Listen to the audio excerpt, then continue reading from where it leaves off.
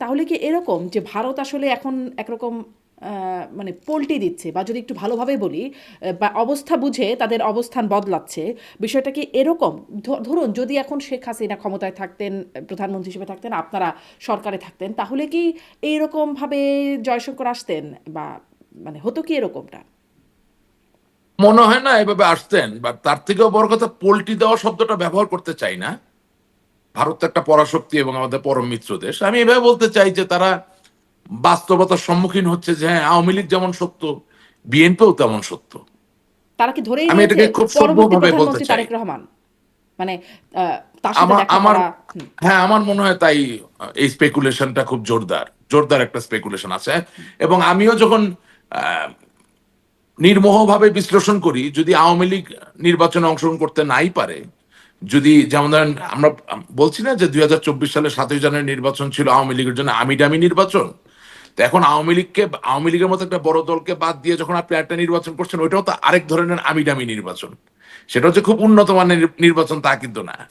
তো সেই নির্বাচনে তারেক জিয়া সাহেব প্রধানমন্ত্রী হবেন, এটা স্পেকুলেট করা যায়, খুব ক্যালকুলেটেড অ্যানালিসিস করে কিন্তু একটা জনাব রাশেদ রহমান, স্পেকুলেশন করা একটু যায়। পার্থক্য আছে কিনা? মানে নিশ্চয়ই আওয়ামী লীগকে ছাড়া নির্বাচনের একটা সমালোচনা তো প্রচণ্ড রকমের থাকতেই পারে, কিন্তু 24-এ যে আমিডামি নির্বাচন, সেখানে আসলে বিরোধী কোনো দলই ছিল না। জাতীয় পার্টি মোটামুটি আওয়ামী লীগের মতো করেই নির্বাচন করতো, তাদের কথা না মতোই শুনেন, নির্বাচন করতো। কিন্তু এখন কিন্তু জামাতকে একটা শক্তিশালী অবস্থানে দেখা যাচ্ছে, শক্ত বিরোধিতা শুনেন, দেখা যাচ্ছে। না আমার মনে হয় না, একটু ডিফারেন্ট ব্যাপারটা। আমি আপনাকে প্রথম কথা বলি। প্রথম কথা, এই নির্বাচন থেকে আওয়ামী লীগের বিরাট বড় শিক্ষা নেওয়ার ব্যাপার আছে। আপনি জাতীয় পার্টির মতো একটা পলিটিক্যালি ডিবেটের মানে ভিতরে থাকা একদম বিতর্কিত একটা সত্তাকে যেভাবে ব্যবহার করেছেন, এবং তারা যেভাবে এর সুযোগ সুবিধা নিয়েছে, হ্যাঁ, আজকে দেখেন সেই জাতীয় পার্টি আওয়ামী লীগের 15 বছর মধু খেয়েছে, সবভাবে খেয়েছে। আজকে তারা ওই নির্বাচনে অংশগ্রহণ করছে। একবারও কি তারা বলছে যে আমি আওয়ামী লীগ ছাড়া এই নির্বাচনে যাব না? তার মানে এখান থেকে আওয়ামী লীগের শিক্ষা নেওয়ার ব্যাপার আছে। তা বলছে না, এক, তবে আওয়ামী লীগকে নির্বাচনে আচ্ছা, অংশগ্রহণ করতে দেওয়া উচিত, তারা এটা বলছে। না সেটা তো একটু বলতেই হবে, তাছাড়া তার তার মূল্য থাকে না। কিন্তু তখনই বুঝতাম বাপের বেটা, হ্যাঁ, যদি যার ক্যাবিনেটে মন্ত্রী ছিলেন, আপনার দলের চেয়ারম্যান হোসেন মোহাম্মদ এরশাদ সাহেব মন্ত্রী পদমর্যাদায় বিশেষ দূতের দায়িত্ব পালন করেছেন। আপনি জিএম কাদের জাতীয় পার্টির চেয়ারম্যান, আপনি নিজে পূর্ণ টার্ম ফুল মিনিস্টার ছিলেন। আপনার দলের আরো অনেকে মন্ত্রী ছিলেন। আপনার দলের প্রত্যেক মহাসচিব আজ অবধি প্রত্যেকে আওয়ামী লীগের সময় কোনো না কোনো ভাবে এমপি হয়েছেন। কিভাবে হয়েছেন সে জায়গায় যেতে চাই না, সেটা বাদ দিলাম। বাট হয়েছেন তো, বেনিফিশিয়ারি সাম অর দি আদার। তো সেই জায়গায় আপনার অবস্থানটা কি থাকা উচিত ছিল? যে ওকে, আওয়ামী লীগের যদি কোনো লোকের প্রতি সুনির্দিষ্ট অভিযোগ থাকে, তার কোনো ব্যক্তির প্রতি সুনির্দিষ্ট কোনো অভিযোগ যদি প্রমাণিত হয়ে যেয়ে থাকে, তারা নির্বাচন করবেন না। কিন্তু আওয়ামী লীগের মতো জনমানুষের একটা দল, বঙ্গবন্ধুর দল, স্বাধীনতার দল, সেই দল নির্বাচন করে না। আর আপনি 15 বছর তার সাথে ছায়ার মতো চললেন, আজকে আপনি তার জন্য একটা প্রতিবাদ করতে পারেন না। খুবই নির্লিপ্ত চিত্তে বলছেন আওয়ামী লীগ নির্বাচন করলে ভালো হয় বা আওয়ামী লীগের নির্বাচন করা উচিত। এটা আর যাই হোক, আপনি আমাকে যাই বলেন, একজন আওয়ামী লীগের কর্মী হিসেবে I don't accept this at all. এবং আমরা তো যথেষ্ট গভীরের মানুষ, অনেক খবরাখবর আমরা রাখি। জাতীয় পার্টি মন্ত্রী থাকুক বা না থাকুক, কি কি সুবিধা নিয়েছে, কোথা থেকে কি পেয়েছে, এভরিথিং ইনশাল্লাহ আই নো। আমি এগুলো এখন সামনে আনতে চাই না। আমি শুধু চাই আওয়ামী লীগের যারা নেতাকর্মী আছেন, লক্ষ কোটির নেতাকর্মী, তারা এখান থেকে শিক্ষা গ্রহণ করুক।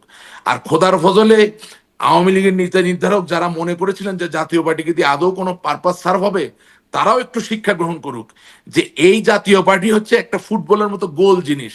ওরে আপনি যেদিকে লাথি মারবেন সে ওইদিকে চলবে, তার নিজের কোনো চরিত্রের ব্যাপার যে নাই। সেটা শেখ হাসিনার একটা ফোনালাপ, মানে লিক হওয়া ফোনালাপে শুনছিলাম যে না, ওই জাতীয় ওই পার্টি, ফোনালাপ অন্য জাতীয় জিনিস। পার্টি ডেড ওই ইস্যু। ওই ওই মানে জাতীয় ওই পার্টি কিন্তু ফোনালাপ দেখেছি কখনো বিএনপির সাথেও জোট করেছে, কখনো আওয়ামী লীগের না। সাথে। যাই হোক, জাতীয় ওই পার্টিকে ওই আলোচনায় না আনি। শুনেন, আমি আমি বলি, একটু আওয়ামী লীগের অবস্থান আপনি, নিয়েও জানতে না চাই। একটু আপা একটু, আপনি যে ফোনালাপের কথা বলছেন সেখানে আওয়ামী লীগের সভানেত্রী হিসেবে জাতীয় পার্টির কোনো সাংগঠনিক ভিত্তি নাই, এই ব্যাপারটাই তার কথা ইঙ্গিত বহন করে।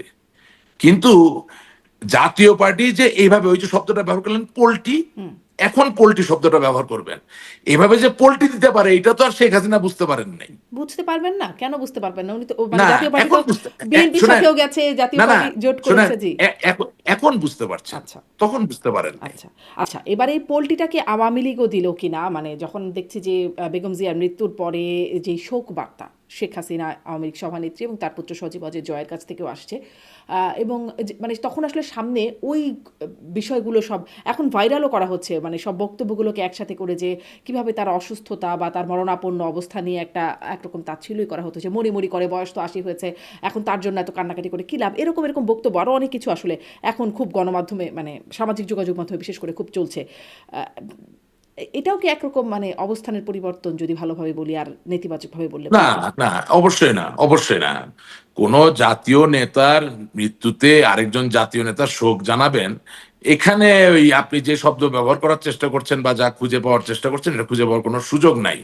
বরঞ্চ আমি মনে করি যদি উনি বেগম খালেদা জিয়ার প্রতি শোক জানান এবং সেখানে যদি সংহতির কিছু খুঁজে পান বা সেখানে ঐক্যের জন্য যদি এতটুকু ছিটাফুটা খুঁজে পাওয়া যায় যে ঠিক আছে, কিছু কিছু ঘটনা কিছু কিছু ক্ষেত্রে মানুষ কাছাকাছি আসতে পারে, সেটা কাছাকাছি আসতে দেওয়াই উচিত। কারণ আর যাই হোক, আজকে তো বলতে দ্বিধার কিছু নাই, আওয়ামী লীগ বঙ্গবন্ধুর দল, স্বাধীনতার দল, তাই না? ঠিক একইভাবে মেজর জেনারেল জিয়াউর রহমান বিএনপির প্রতিষ্ঠাতা, তিনি তো বীরুত্তম ছিলেন, বঙ্গবন্ধু তাকে বীরুত্তম দিয়েছেন এবং তিনি স্বাধীনতা যুদ্ধ করেছেন। হ্যাঁ, এটা বাস্তব। এবং এটাও সত্য যে বিএনপিতে লোক হাজার হাজার মুক্তিযোদ্ধারা আছেন সক্রিয়ভাবে। সুতরাং তারা তো মুক্তিযুদ্ধকে অস্বীকার করেন না। জামাত ইসলামী যেভাবে মুক্তিযুদ্ধকে অস্বীকার করছেন, যেভাবে ইতিহাসটাকে বিকৃত করে ফেলার চেষ্টা করছেন, যেহেতু বিএনপি সেটা করেন না, আমি তো মনে করি যে মানুষের মৃত্যু অবধারিত সত্য। কুল্লু নাফসিন জায়গাতুল মৌত, প্রত্যেকটি জীবিত প্রাণের মৃত্যুর আশ্বাস গ্রহণ করতে হবে। এই যখন সত্য, সেই জায়গা থেকে আল্লাহ তাআলার এই যে পরম সত্য, এর মধ্যে দিয়েও যদি ভালো কিছু আসে, সেটা হতে দেওয়া উচিত আমাদের। সেটাকে সন্দেহের জায়গায় নেওয়াটা ঠিক হবে না।